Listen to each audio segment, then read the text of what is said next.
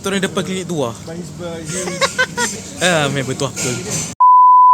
Okay guys, so I just watched The Keris with the bros. Hello, hi guys.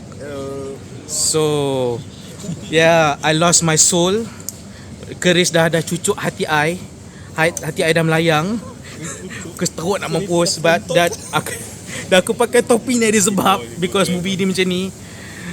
Aku punya telinga dah pekak dah, rasa macam kena diperkosa oleh muzik yang kuat. Editing pun teruk. Aku ada satu reaksi je. Apa dia? Aku ada satu reaksi je. Apa dia? Apa Hans Zimmer, you have a competition bro. Dia punya needle drop dia tak relax weh. Memang nak bagi semua orang dengar satu alam dengar. Dengan dia punya, biasalah cerita ni memang pengarah apa sendiri mengakui yang dia memang nak cash in on Mat Kilau kan. So fahamlah dia punya kemelayuan dia yang pekat tu. So aku penat sikit tengok cerita ni, tapi sebab ada geng-geng bus pop ni, aku rasa aku boleh survive. Terima kasih dekat dorang.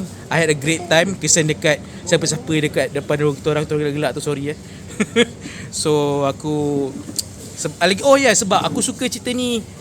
Dia tak pakai shaky cam weh. So tak pening kepala. It's fine. So aku boleh bagi cerita ni disebabkan shaky cam dia tu dah aku boleh survive dengan budak-budak ni punya their company. Aku boleh bagi 2/10 lah. Tu pun makan kesian, okay.